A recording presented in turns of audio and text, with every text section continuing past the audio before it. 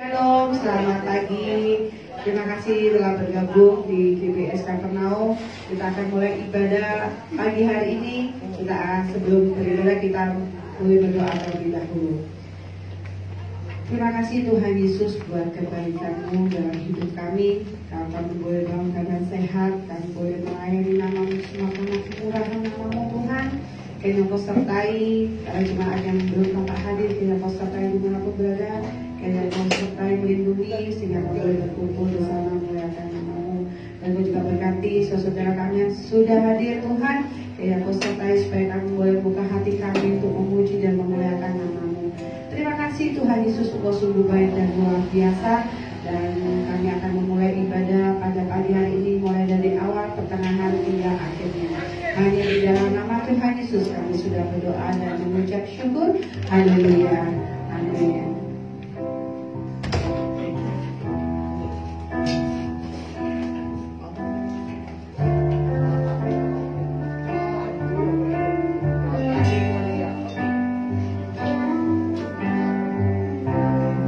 Bagaikan tanah kering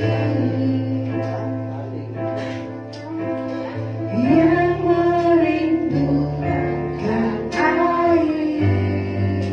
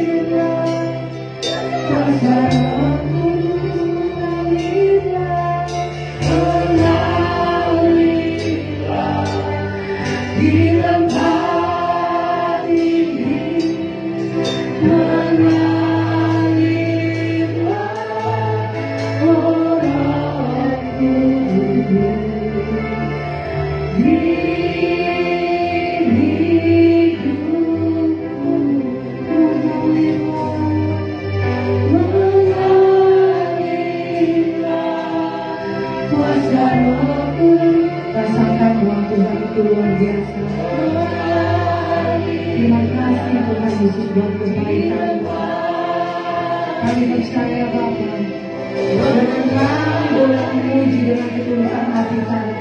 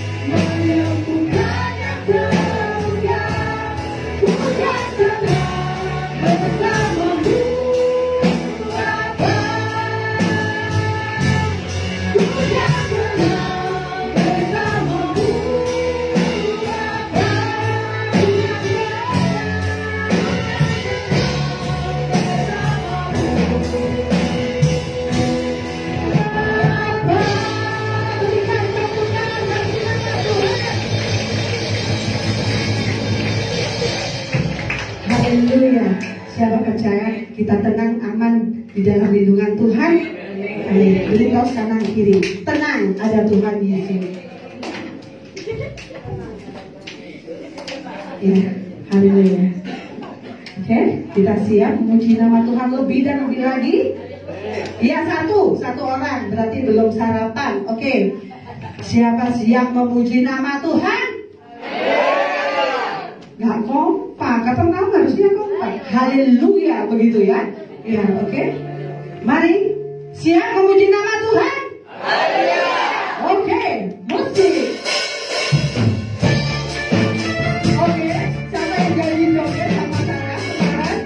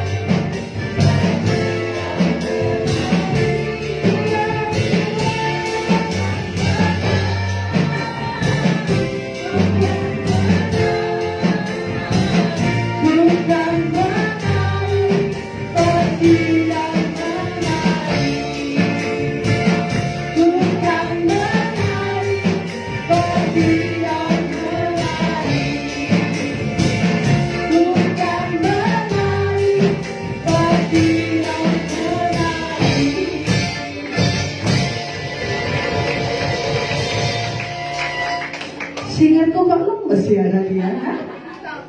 Oh apa? Lemes. Ada semangat gitu. Iya, gak apa-apa. Luar biasa. Beri tepuk tangan buat para singer biar semangat. Ya, semangat loh. Ya, Bumi semangat. Tapi kita yang lain telat tadi ya. Oke. Ya, ini lagu cukup viral ya. Jadi kita belajar bersama-sama. Siapa percaya kalau ikut Tuhan Yesus beres kabeh? Tahu lagunya? Ya, kita belajar. Oke. Ya, semangat ya. Kalau beres kabeh tangannya beres kabeh. Siapa yang punya utang beres? Amin. Siapa yang pengen beli rumah beres? Amin. Ya, pekerjaan beres? Sampai penyakit sembuh pokoknya beres? Oke, lanjut musik. Hey, hey, ayo, hidup ini memang banyak masalah, kendala kata ini berganti. Jangan lakukan sudah kenal bersama Yesus.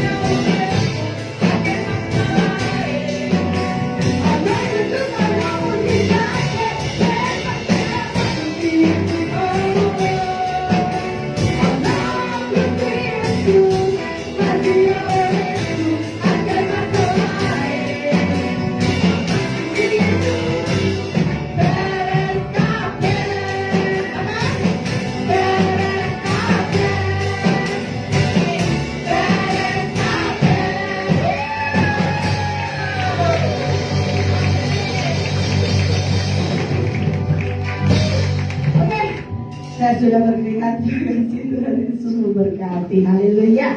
Mulai firman Tuhan. Ya, silakan.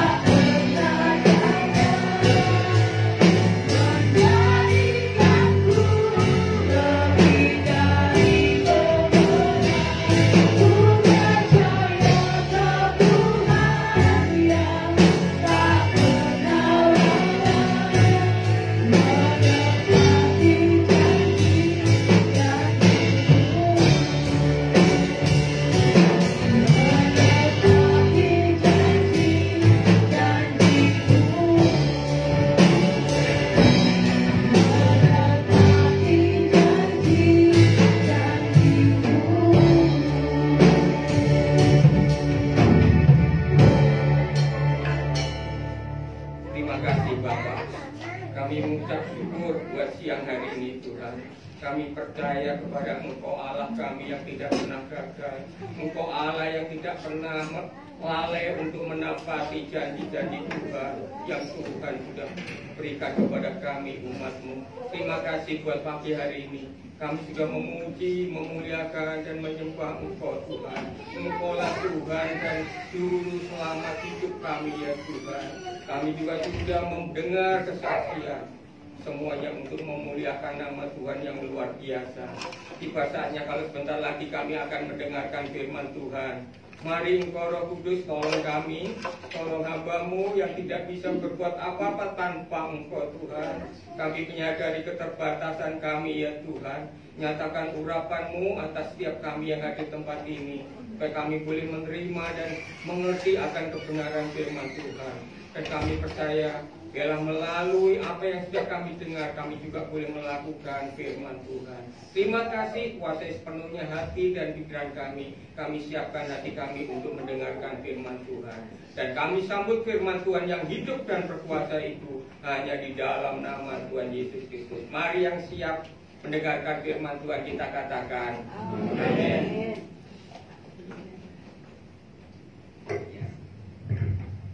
Puji Tuhan. Salam Bapak Ibu yang dikasih Tuhan. Selamat pagi. Ya, puji Tuhan. Kita akan belajar firman Tuhan malam hari ini ya tentang judul yang diberikan oleh Bapak Samuel ya. Saya diberi judul tentang Pentakosta. Ya, kita memperingati hari ini hari Pentakosta, yaitu pencurahan Roh Kudus. Kalau saya renungkan ya, kita mulai aja waktu Tuhan Yesus waktu Jumat Agung. Jumat Agung kemarin tanggal 29 Maret ya, kita merayakan memperingati kematian Tuhan Yesus Jumat Agung. Kemudian 3 hari kemudian Tuhan Yesus bangkit. Kita merayakan kebangkitan Tuhan Yesus. Setelah Tuhan Yesus bangkit, Tuhan Yesus menampakkan diri kepada banyak orang, khususnya kepada murid-murid. Selama 40 hari Tuhan Yesus menampakkan dirinya. Setelah 40 hari Tuhan Yesus menampakkan dirinya, bahkan sebelum Tuhan Yesus naik ke surga, Tuhan Yesus berpesan kepada murid-murid, pada orang-orang percaya yang ada di Yerusalem, supaya mereka jangan meninggalkan Yerusalem, tetapi mereka tetap tinggal di Yerusalem untuk menantikan janji Bapa. Setelah berkata demikian, Tuhan Yesus akhirnya terangkat ke surga.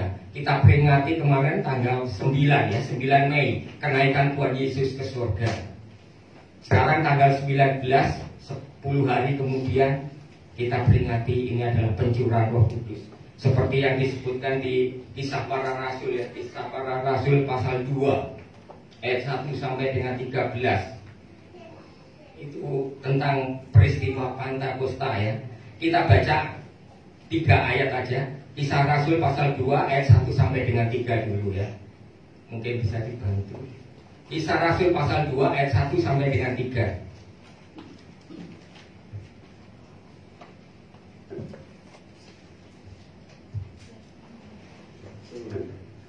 Kisah Para Rasul pasal 2. Ketika tiba hari Pentakosta, semua orang percaya berkumpul di satu tempat.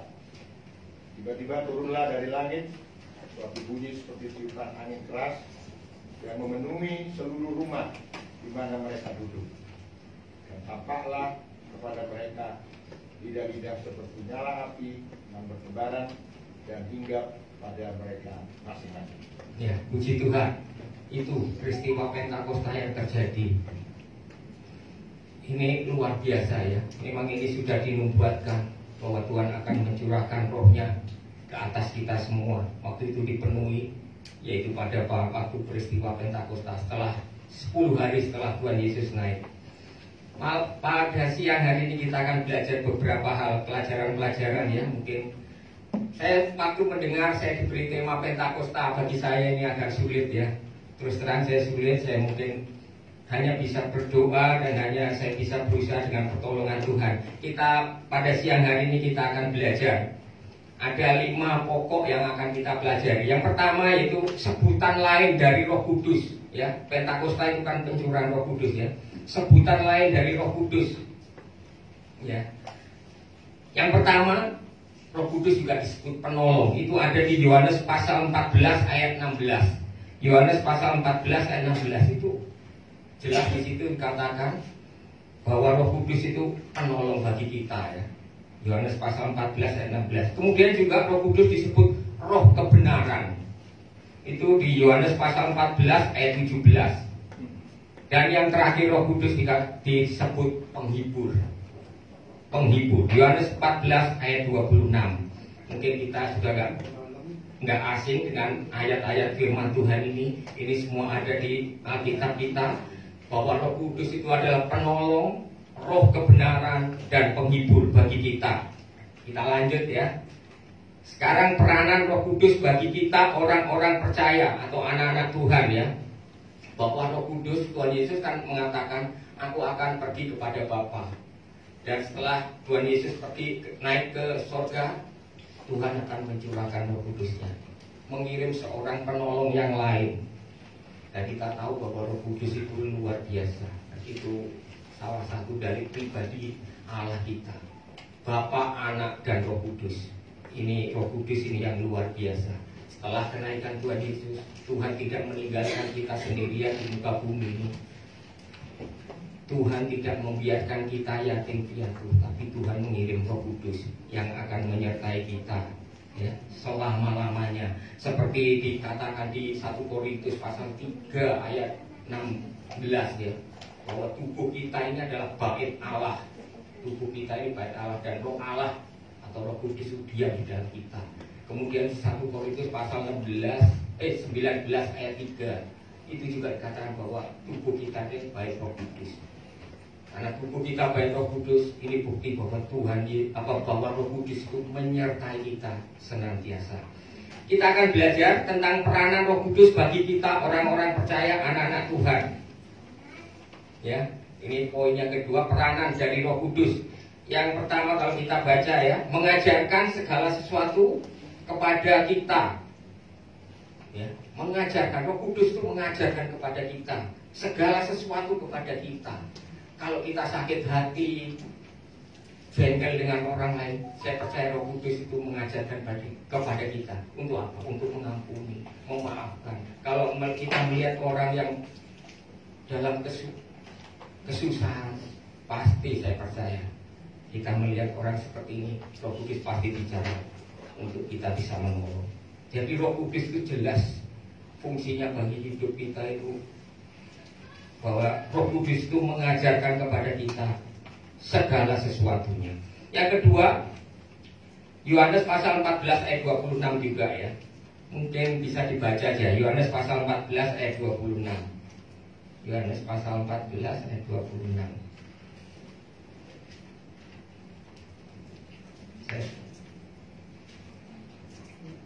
Ya. Tetapi penghibur, yaitu Roh Kudus yang akan diutus oleh Bapa dalam namaku, dialah yang akan mengajarkan segala sesuatu kepadamu dan akan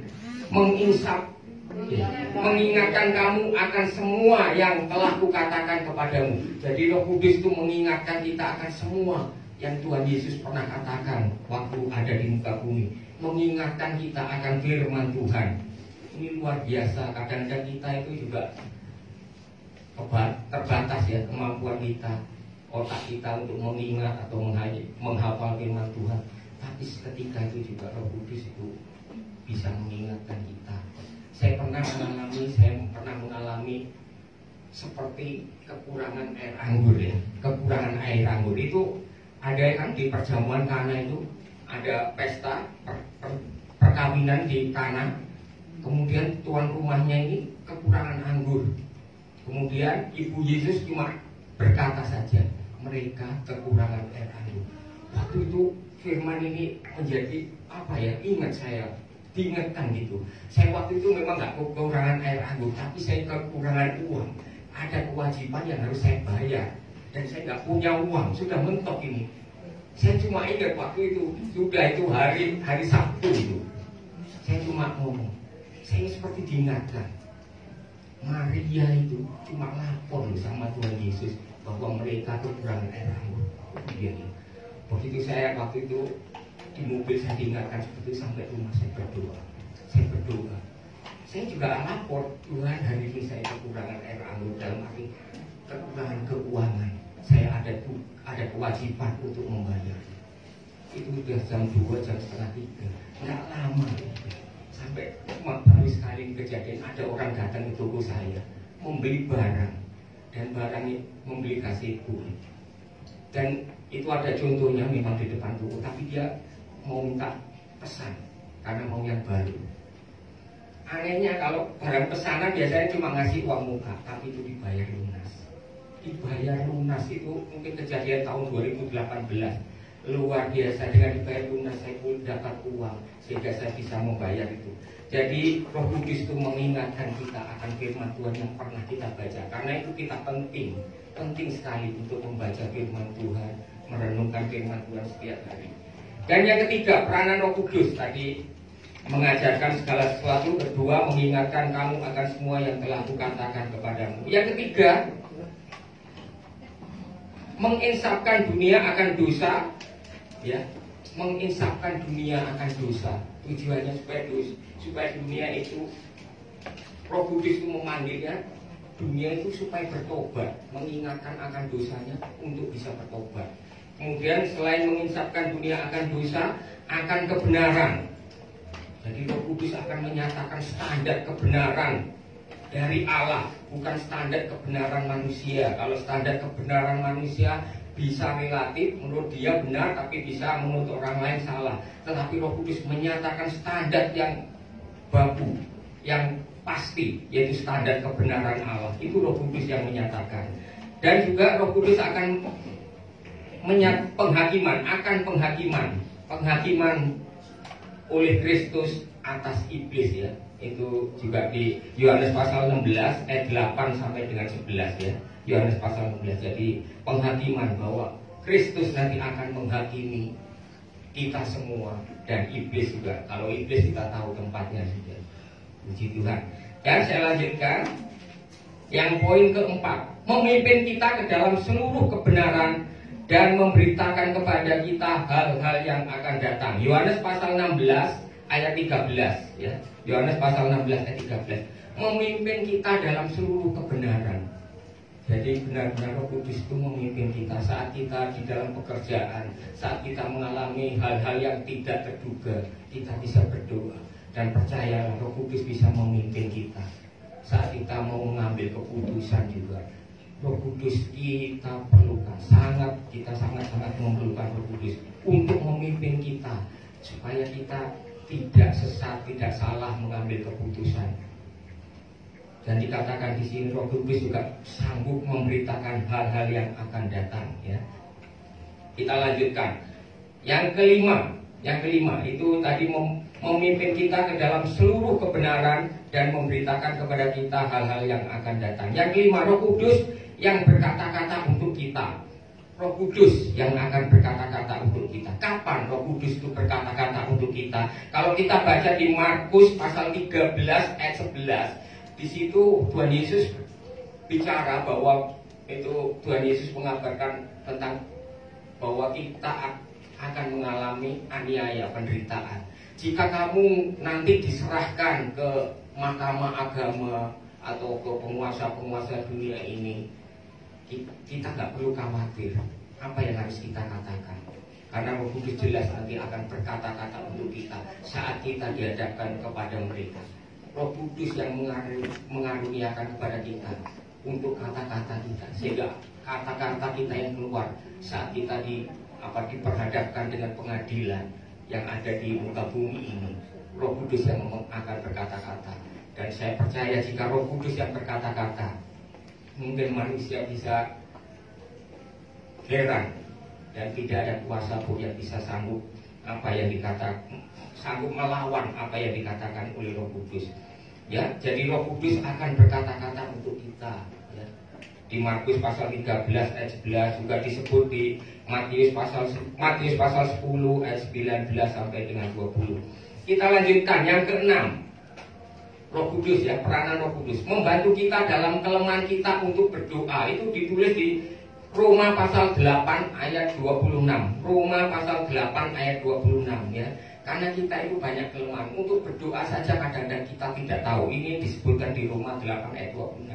Kita tidak tahu harus bagaimana kita berdoa, karena kita banyak kelemahan. Tapi Roh Kudus yang berdoa untuk kita, ini luar biasa. Roh Kudus yang berdoa untuk kita. Kalau Roh Kudus yang berdoa untuk kita dengan keluhan-keluhan yang tidak terucapkan sekalipun, dan Allah Bapa itu mengerti apa yang Roh Kudus doakan untuk kita, dan itu akan mendatangkan kebaikan bagi kita ya. Itu Roma pasal 8 ayat 26, kemudian ayat 27, ayat 28. Ayat 28 kan akhirnya kita tahu bahwa Allah dulu bekerja dalam segala sesuatu untuk mendatangkan kebaikan bagi kita semua. Luar biasa. Saat kita mungkin nggak bisa berdoa atau bagaimana ya, kita mau memilih kata-kata yang tepat kalau kita menghadapi tekanan atau apa, percayalah Roh Kudus membantu kita dalam kelemahan kita untuk berdoa kepada Bapa di surga.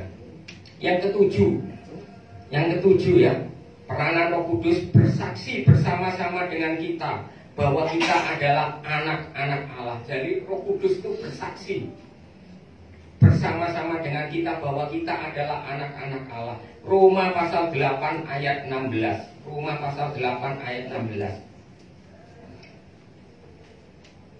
Ya. Roh Kudus itu bersaksi bersama-sama kita bahwa kita adalah anak-anak Allah.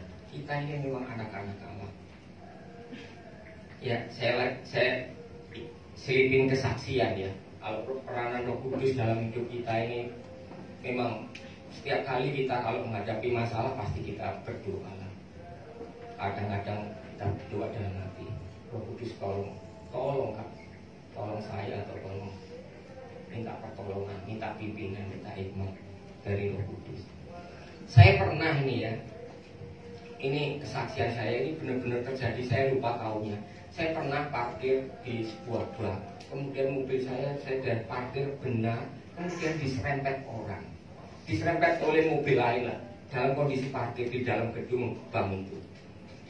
Karena saya punya pengalaman, saya juga pernah nubuk ya mobilnya orangnya minta ganti.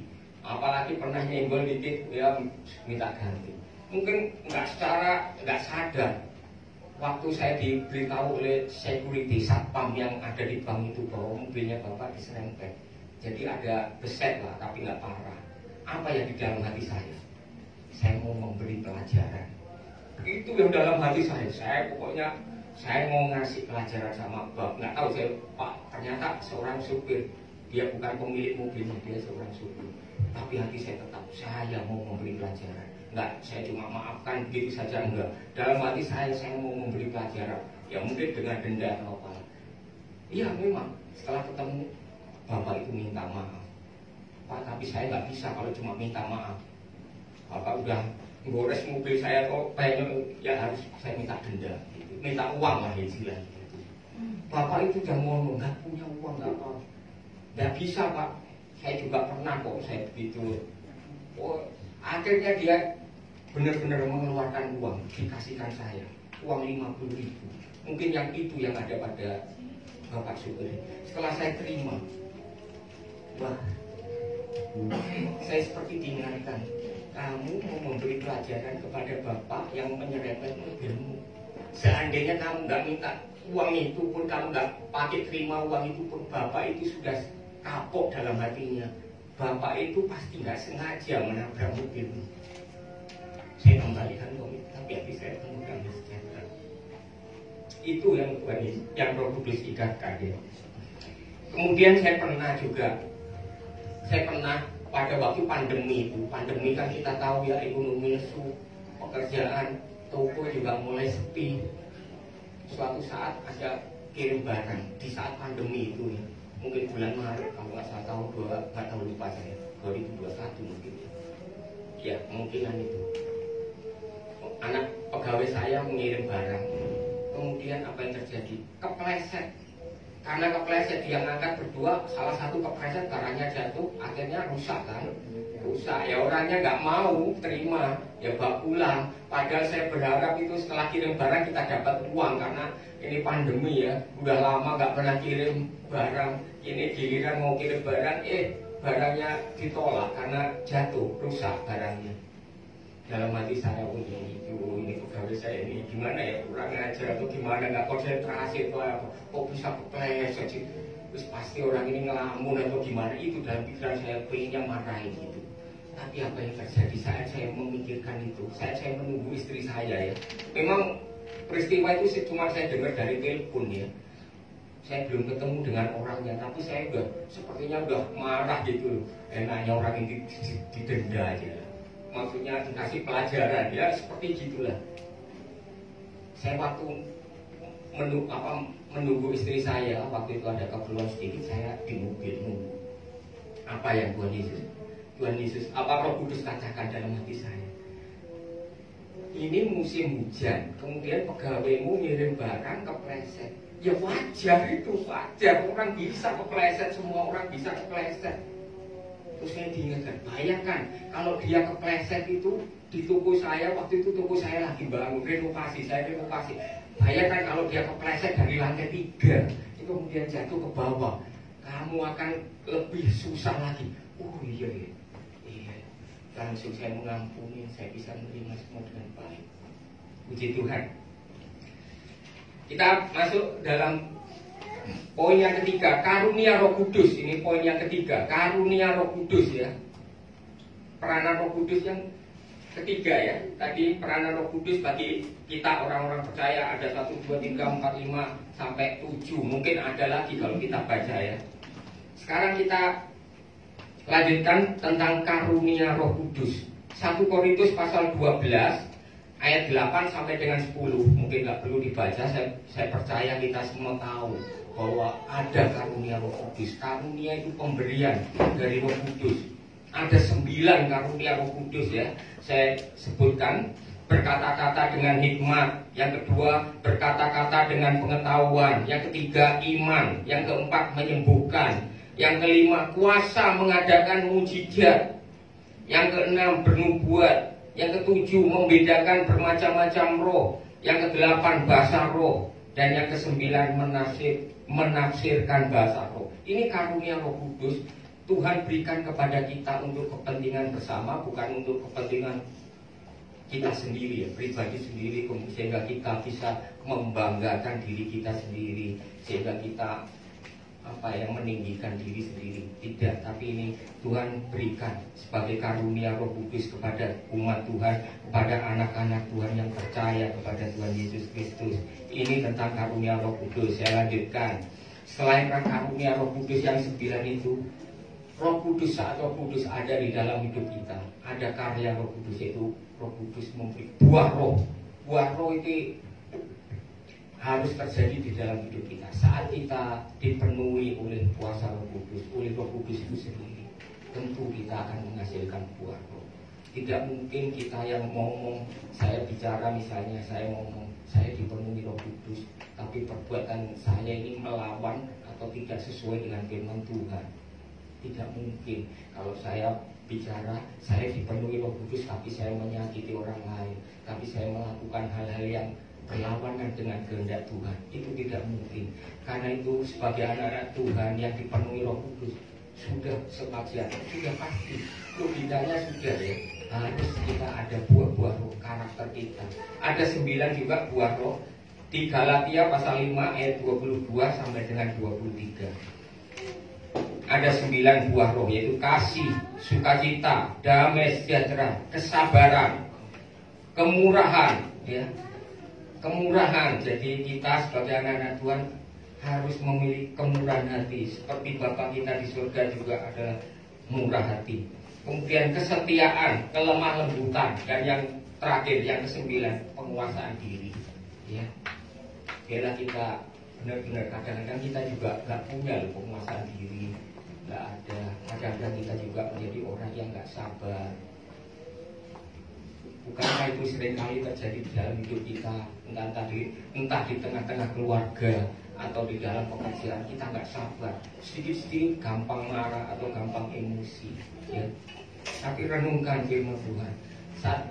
Saya percaya ya, saat kita melakukan hal-hal yang tidak berkenan kepada Tuhan, saat kita melakukan hal-hal yang bertentangan dengan kehendak Bapa, entah marah, entah apalah, pokoknya yang nggak berkenan kepada Bapa, setelah kita duduk diam, setelah kita berdoa atau saat teduh atau kita menyembah Tuhan, pasti kita diingatkan dan kita mau minta ampun.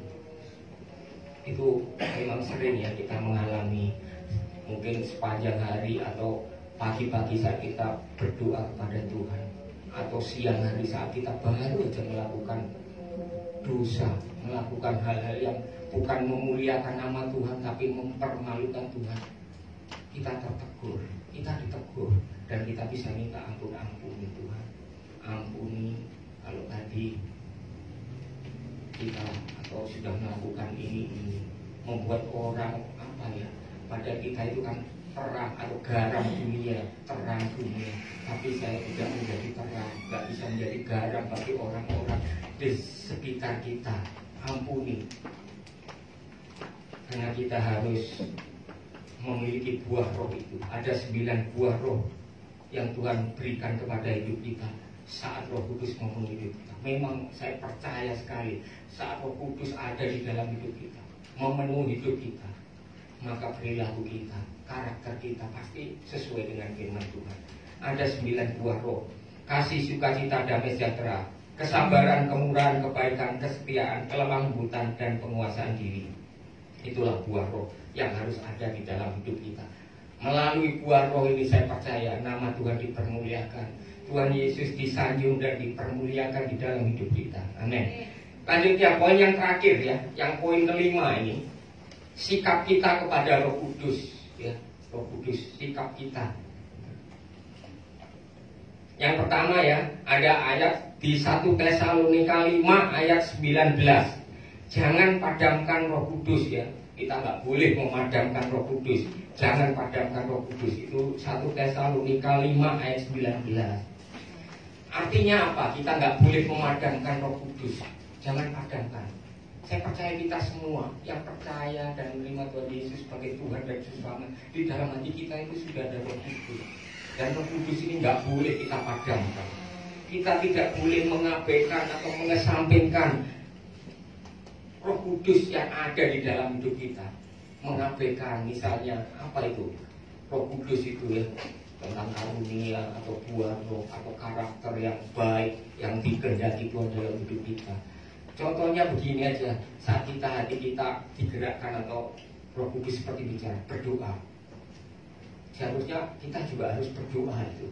Jangan sampai udah nggak apa-apa sih ya nanti, atau saat kita jengkel dengan orang, Roh Kudus pasti bicara, ampuni, berdamailah dengan dia. Itu pasti. Saat kita punya iri hati, ya iri hati. Saya pernah itu mengalami iri hati itu ya. Ya itu zaman-zaman dulu. Ya mungkin saya pernah lah. Kadang-kadang juga masih ada yang namanya iri hati. Iri hati orang lain kok diberkati ya kan. Kalau orang lain senang, kita susah. Kalau orang lain susah, kita senang. Itu berkebalikan. Ini tanda orang iri hati. Itu harus kita buang. Kadang-kadang kita iri hati bisa dengan saudara bisa. Harus kita buang. Ya kita berdoa. Karena ini nggak benar, iri hati ini nggak benar. Kalau kita biarkan terus ya akan kepahitan dan selanjutnya. Jadi kita tidak boleh memadamkan Roh Kudus. Jika Roh Kudus berkata, pujilah Tuhan atau bernyanyilah, sembahlah, ya kita lakukan. Jangan padamkan Roh Kudus. Kita harus mengikuti kata Roh Kudus, ya kata Roh Kudus.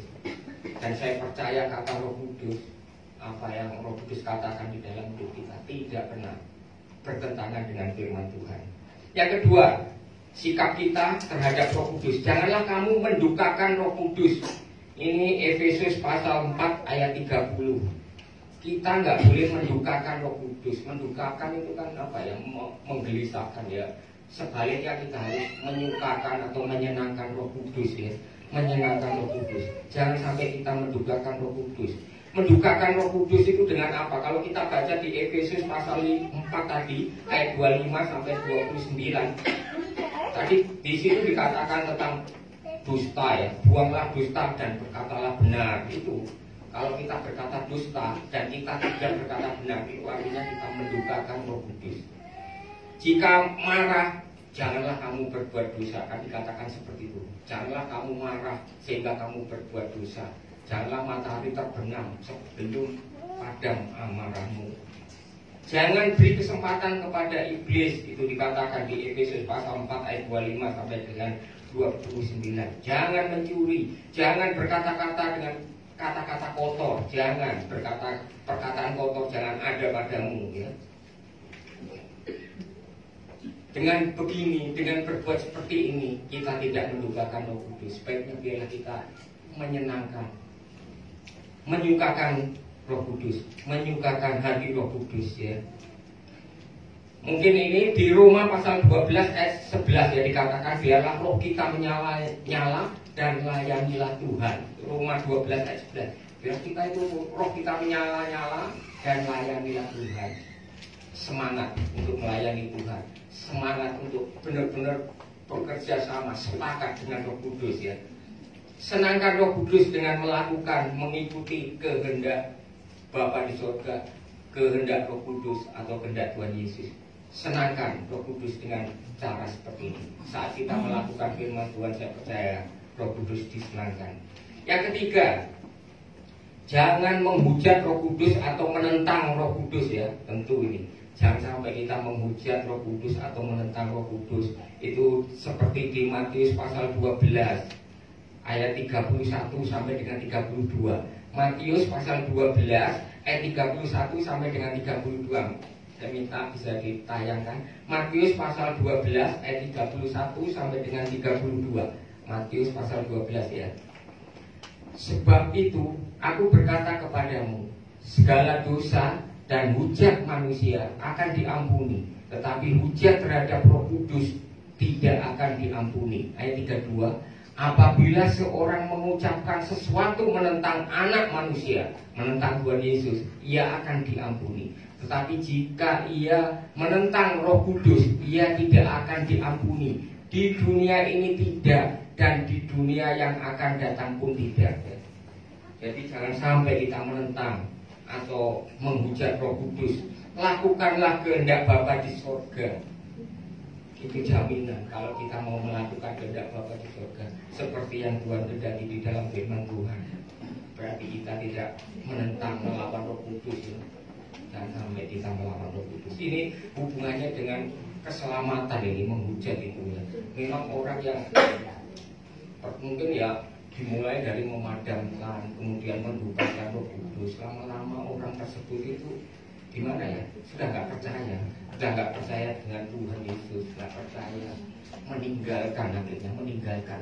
Dan kalau orang sudah meninggalkan Tuhan Yesus, malah terus berbalik kepada ilah lain, beribadah kepada Tuhan yang lain. Ini dan sampai matinya, ya, sampai dia nggak mau sadar-sadar, nggak mau kembali kepada percaya sama Tuhan Yesus. Ini katakan tidak ada pengampunan saat seseorang menentang atau menghujat Roh Kudus, karena di dalam hatinya sudah nggak ada Roh Kudus seperti itu. Puji Tuhan, ya. Biarlah ini menjadi berkat bagi kita semua. Satu lagi, saya cepat aja. Kita mempunyai Allah itu yang luar biasa. Kita kenal bahwa kita punya Allah yang luar biasa, ya. Kita kenal di dalam iman kekristenan kita mengenal Allah Bapa, Allah Anak, dan Roh Kudus. Itu Allah kita, ya. Kalau saya renungkan, ya, ini Allah Bapa, Anak, dan Roh Kudus ini luar biasa, ya. Luar biasa. Luar biasanya seperti ini, ya. Yang pertama aja, Yohanes pasal 14 ayat 6. Yohanes pasal 14 ayat 6. Akulah, ini kata Tuhan Yesus, akulah jalan, kebenaran, dan hidup. Tidak ada seorang pun yang bisa datang kepada Bapa kalau tidak melalui aku. Jadi jelas ini, kita nggak bisa datang kepada Bapa kalau tidak melalui Tuhan Yesus. Itu satu. Jadi ini kita harus perlu Tuhan Yesus. Kita nggak bisa datang kepada Bapa tanpa Tuhan Yesus.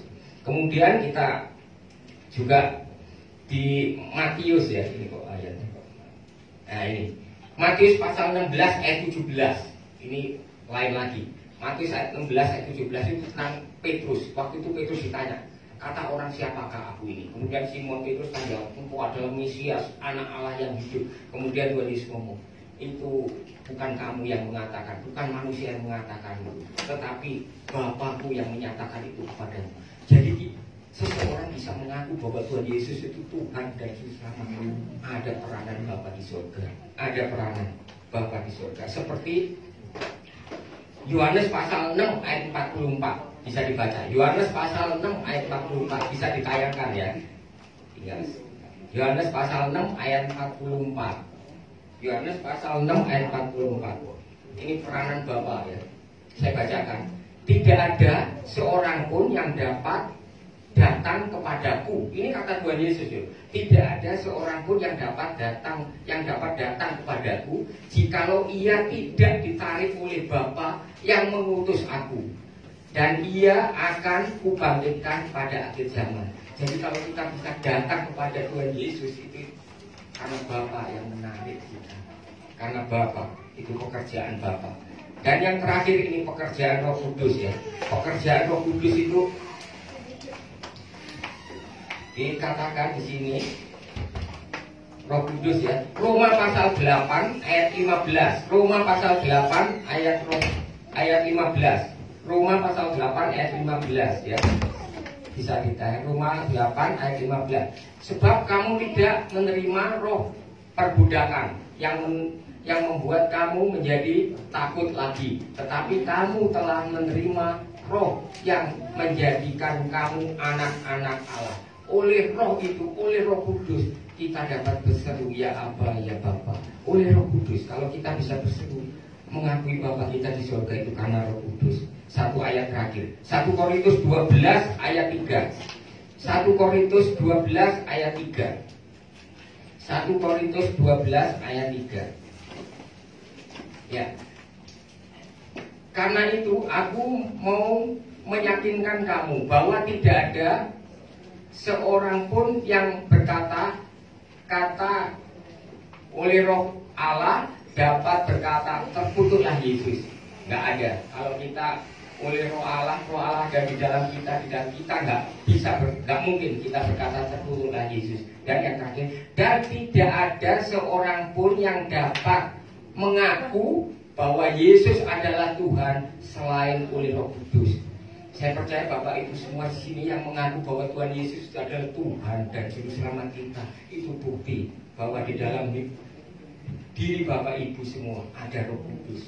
Puji Tuhan. Biarlah firman Tuhan ini menjadi berkat bagi kita semua. Kita bangkit berdiri, kita naikkan pujian. Penuhi kita berdoa dalam hati kita melalui pujian ini supaya Tuhan senantiasa memenuhi hidup kita ya dengan Roh Kudus. Jangan sampai Tuhan meninggalkan kita, tapi biarlah hati kita dipenuhi oleh Roh Kudus.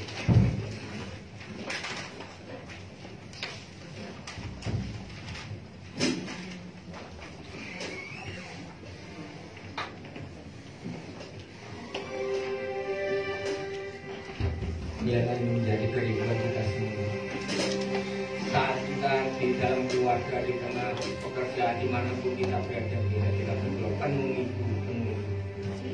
Seperti rusa di sungaimu, begitulah jiwaku.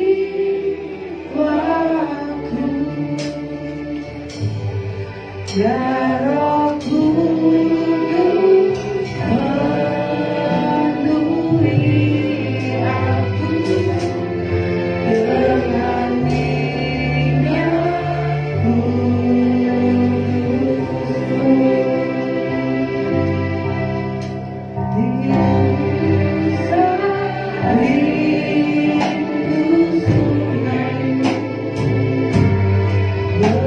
Begitulah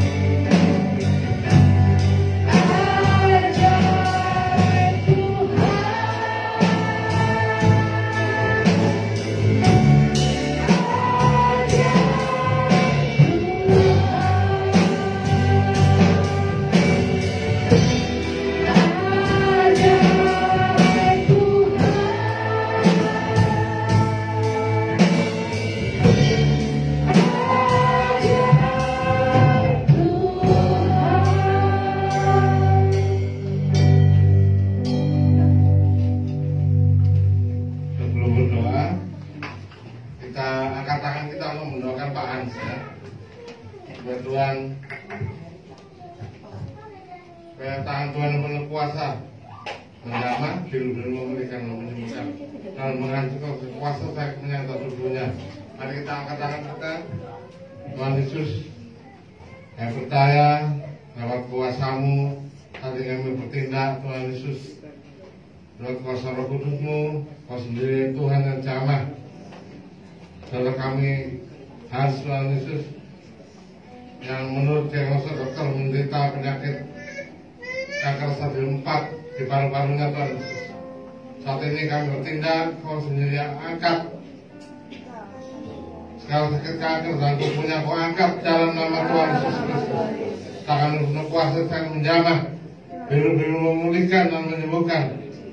Saya mengalir dalam tubuhnya dengan darah Yesus sendiri, dalam nama Tuhan Yesus Kristus. Kuasa sakitnya dalam tubuhnya, yang percaya Saudara harus menerima kesembuhan daripada Engkau saat ini dalam nama Tuhan Yesus. Terima kasih Tuhan. Kami akan berdoa. Tuhan Yesus, terima kasih atas penyertaan-Mu pada ibadah perayaan Hari Pentakosta pada hari ini. Sertai Kau sudah sertai mulai awal sampai akhirnya.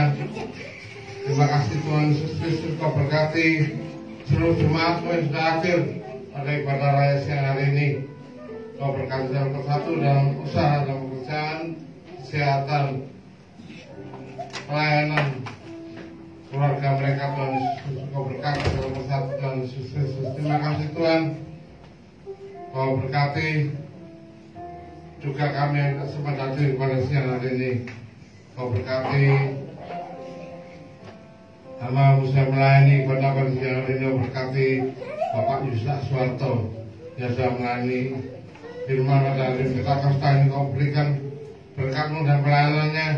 Kau berkati dalam usaha, kerjaan, kesehatan, rumah tangganya, keluarganya, bersama tradisinya. Siania Tuhan Yesus, berkati anak-anaknya, Kesia, Stefani dan Nathan. Tuhan Yesus, Kau berkati mereka satu persatu Tuhan Yesus Kristus, supaya yang bekerja mohon yang sekolah Tuhan Yesus, Kau berkati mereka. Tuhan Yesus, Kau berkati Ibu Tri yang sudah melayani seperti Lea pada hari Pentakosta ini. Kau berkati pelayanan Tuhan pakai urapi dan pelayanannya Tuhan Yesus Kristus. Kau berkati buat Ibu Umi dan Ibu Tanti yang sudah melayani sebagai single pada ibadah hari Pentakosta. Kau berkati pelayan mereka, pelayan hari semua indah hadapan-Mu Tuhan Yesus Kristus.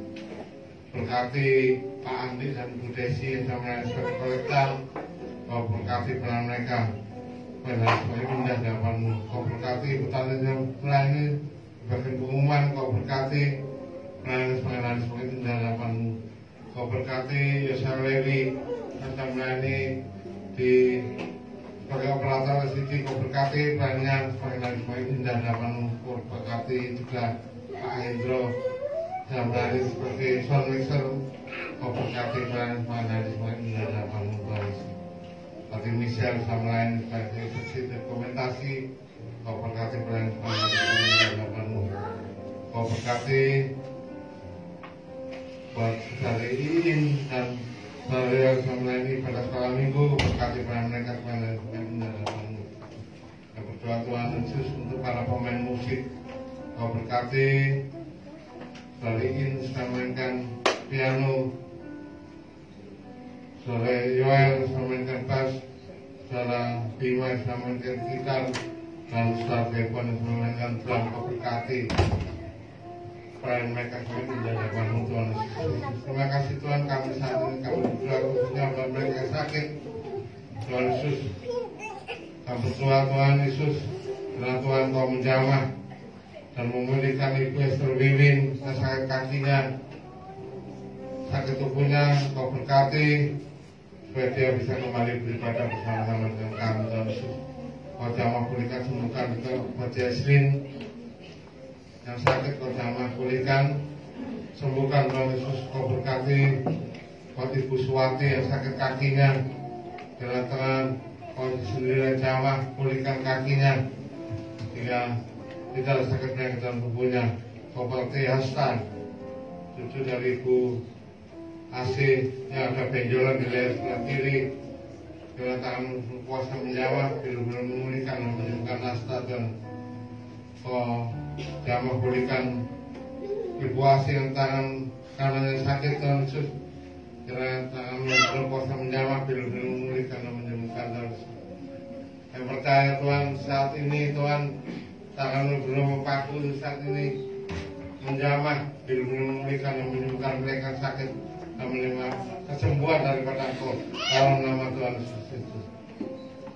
Kau berkati tangan memberikan persembahan, Kau kembalikan berkat berlipat kali ganda. Mohon kami yang berlipat memberikan, Kau berkati kami Tuhan Yesus Kristus. Terima kasih Tuhan, Kau tutup fokus kami semua Kau saudaramu, tutup fokusi keluarga kesehatan dan terkena perjalanan kami, siapkan kami dan salah bahaya, kecelakaan depan saya penyakit orang jahat, dari salah gangguan serangan masa kelapan, dari salah Meksiko, dari salah balik panas di kelapan. Dan Tuhan berdoa berkata memberikan uang makanan pakaian kesehatan, baca wisata penjagaan perlindungan masa dan kehidupan kami. Mari kita terima berkat Tuhan, tidak berkat dari Allah Bapa, kasih dari Tuhan Yesus Kristus, serta perjalanan dan kudus menyertai kami mulai saat ini sampai selama-lamanya. Mari kita berdoa. Bapa kami di surga, dikuduskanlah namamu, datanglah kerajaan, jadilah kehendakmu di bumi seperti di surga. Berikanlah kami pada hari ini makanan kami secukupnya, dan ampunilah kami kesalahan kami, seperti kami suka mengampuni orang bersalah pada kami, dan janganlah kami dalam depan, tapi kesalahan mendepan yang jahat, karena Kau yang punya kerajaan dan kuasa dan kemuliaan sampai selama-lamanya. Amin.